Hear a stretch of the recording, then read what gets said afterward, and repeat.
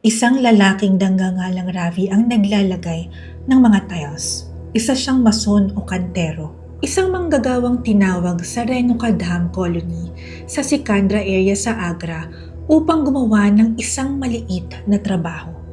I-retile ang bathroom floor. Karaniwang trabaho lamang. Yung tipo ng trabaho na kayang tapusin ng isang umaga na mababayaran ng a few hundred rupees at makakalimutan na pagdating ng hapon. The woman of the house, si Ruby Sharma, ay nakapagpa-deliver na ng buhangin. Isang tractor load nito, inilipat sa loob ng bahay ng mano-manong kamay. Siya ay organized, nasa kanya na lahat ng kailangan niya.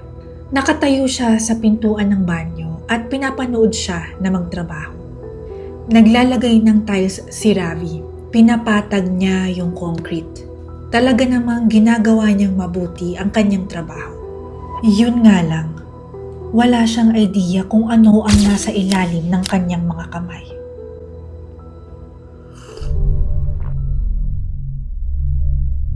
Sa ilalim ng sahig ng banyo ng isang bahay sa Renuka Dam Colony, sa ilalim ng tiles na gagawing malinis at mukhang bago ang banyong ito, ay si Surendra Sharma, asawa ni Ruby, 44 years old, ama ng 2 anak nilang mga babae.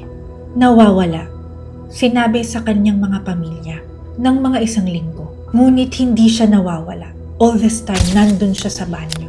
Mula ng gabing pinakain siya ng kanyang asawa ng isang mangkok ng kheer o isang Indian dessert na gawa sa bigas, gatas at asukal. At pinanood siyang kainin ang bawat huling subo nito. Kumuha ka na ng inumin mo, meron ako ditong raspberry green tea. Tara, kwentuhan tayo.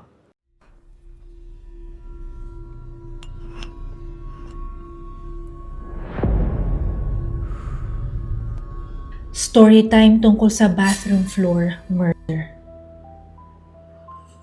This is the story of Ruby Sharma and Surendra Sharma ng isang sahig ng banyo na nagtataglay ng isang sikreto. 45 days of performance. Yung most cold-blooded thing about this entire story ay hindi yung murder mismo. Ito yung ginawa ni Ruby the morning after. Sino-sino nga ba sila?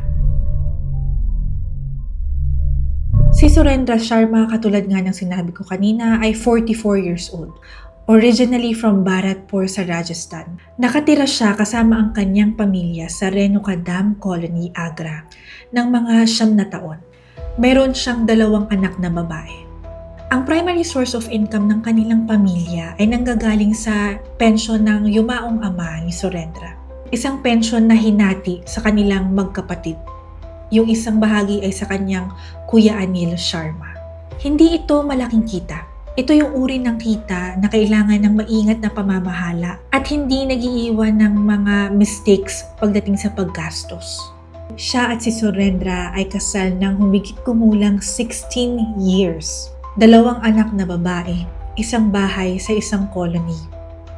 Isang kasal na mula sa labas ay katulad ng mga libu-libong kasal, ng mga libu-libong pamilya na nakatira sa mga libu-libong colonies, sa libo-libong Tier 2 city ng India. Pero from the inside, iba ang kwento. Ayon sa investigasyon ng pulis at ng mga account ng mga nakakakilala sa pamilya, si Surendra Sharma ay may problema sa pag-inom. Kapag lasing ito ay binubugbog niya si Ruby. Sinabi ng kapitbahay na si Gaurav Dixit sa mga reporters na madalas mag-away ang mag-asawa.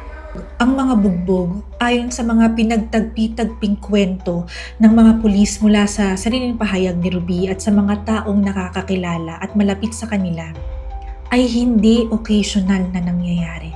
Isa itong pattern, a 16-year pattern. May gulo din sa kanilang extended family. Sa isang point bago ang pagpatay, ay may naitalang kaso against the family. Kasali si Surendra. Kaugnay sa isang kaso ng pagnanakaw ng truck. Ang mga alitan ng pamilya ay nagdagdag sa domestic violence.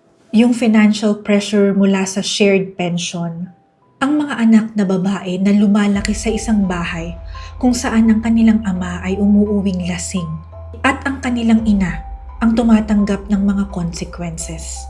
Hindi natin masasabi kung kailan eksaktong gumawa ng desisyon si Ruby.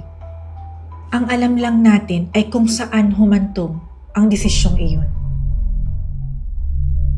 Naniniwala ang mga pulis na ang krimen ay naganap around May 18. Bago ang gabi ng pagpatay, may tinawagan si Ruby. Tumawag siya kay Anil, yung kapatid ni Surendra. Sinabi niyang maaaring mag-conduct ng raid ang mga pulis kaugnay sa kaso ng pagnanakaw ng truck. Hiniling niya na doon muna magstay sa kanilang bahay ang kanyang 2 anak na babae at ang kanyang mother-in-law. Umalis ang mga anak. Umalis ang kanyang biyanan. Wala nang ibang tao sa kanilang bahay kundi si Ruby at si Surendra. Hindi totoo yung kwento tungkol sa pag-raid ng mga pulis. Walang pinlanong raid. Inimbento lamang ito ni Ruby para mapaalis yung mga tao sa kanilang bahay. Naghanda siya ng isang mangkok ng kheer. Hinaluan niya ito ng 16 hanggang 20 na piraso ng sleeping pills. Binigay niya ito sa kanyang asawa at pinanood niya itong kainin lahat. Nawalan ng malay si Surendra at dito sinakal niya ito. Sa kanya kinaladkad ang katawan nito patungo sa banyo at nagsimula siyang maghukay.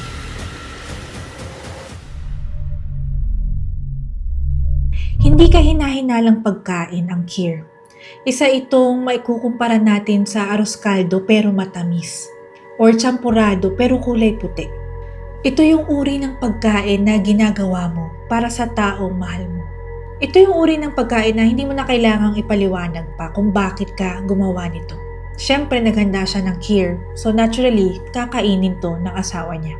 At dahil nga may halo itong 16 to 20 sleeping pills, hindi na talaga gumising si Surendra on his own.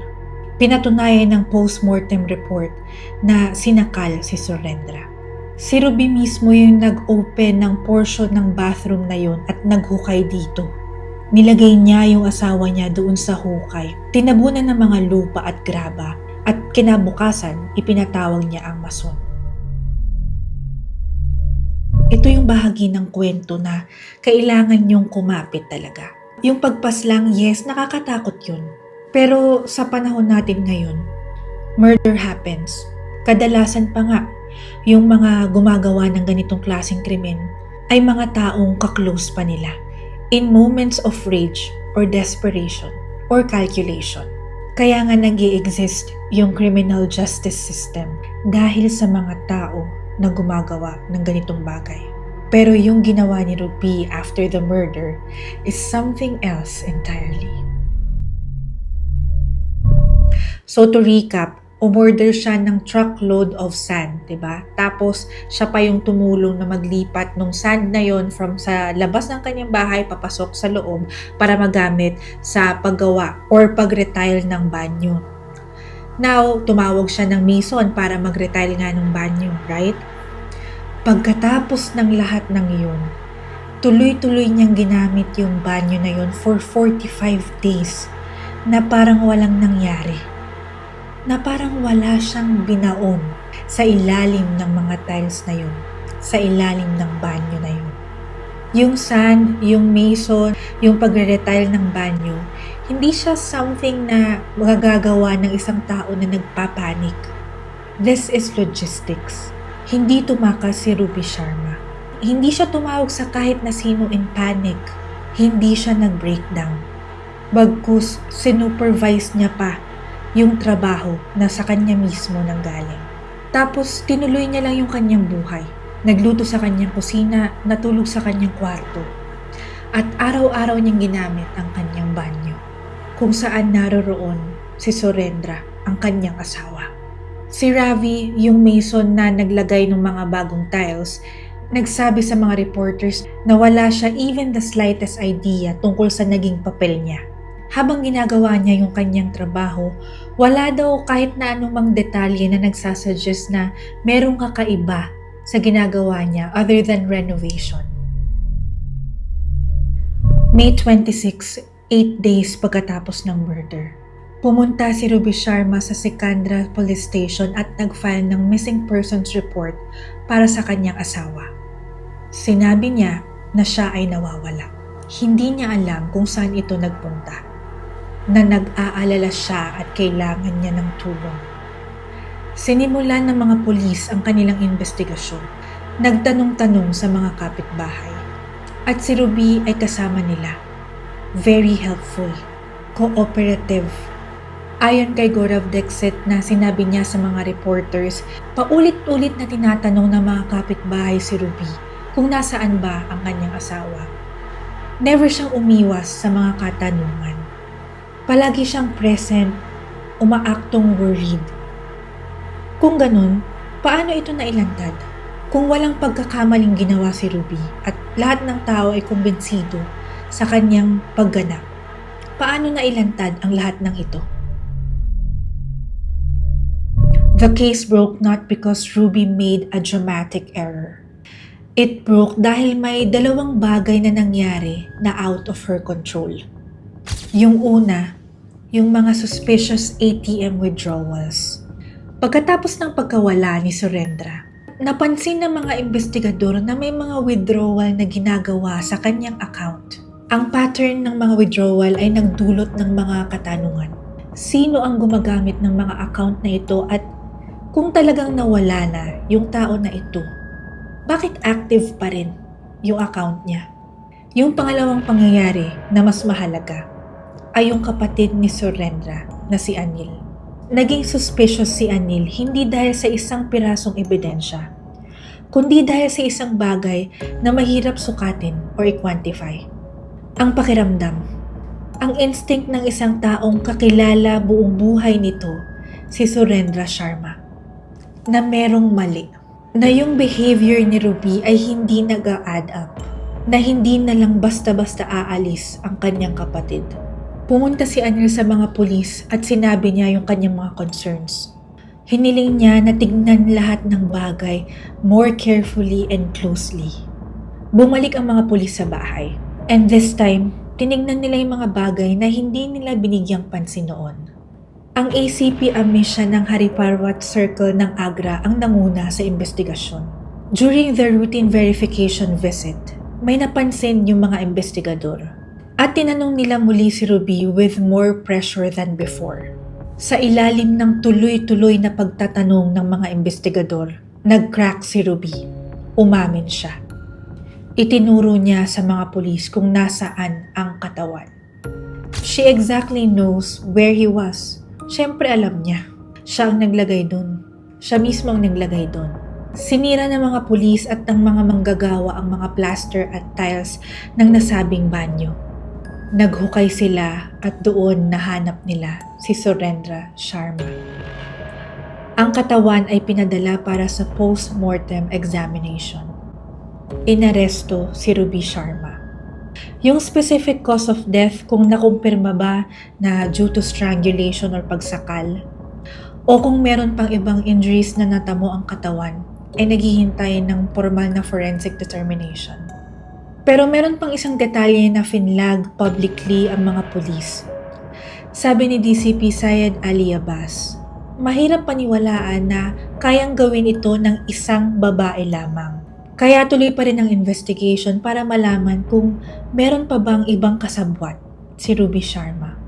As of the time of this video, naaresto na si Ruby. Tuloy-tuloy pa rin ang investigation. Wala pa rin kasabwat ang na-confirm. Ang kaso ni Ruby at Surendra Sharma ay ikinukumpara na ng Indian media sa Blue Drum murder ng Meerut. Ang kaso kung saan inilibing ni Muskan Rastogi ang kanyang asawa na si Saurabh Rajput sa isang blue drum na puno ng semento. Ang parehong kaso ay kinabibilangan ng mga asawang babae na pumaslang ng kanilang mga asawang lalaki at itinago ang kanilang mga katawan sa sarili nilang mga tahanan. Both cases involve extraordinary post-crime composure and deception. Both cases involve cement. Sa Blue Drum, ang pangunahing motive ng pagpaslang ay extramarital affair. Samantalang sa bathroom floor murder, ang pangunahing motibo naman ay 16 years of domestic violence. But this doesn't make what Ruby Sharma allegedly did right. Murder is not justifiable. At ang korte ang magdedetermine kung ano nga ba talagang nangyari at kung ano ang nararapat na consequences.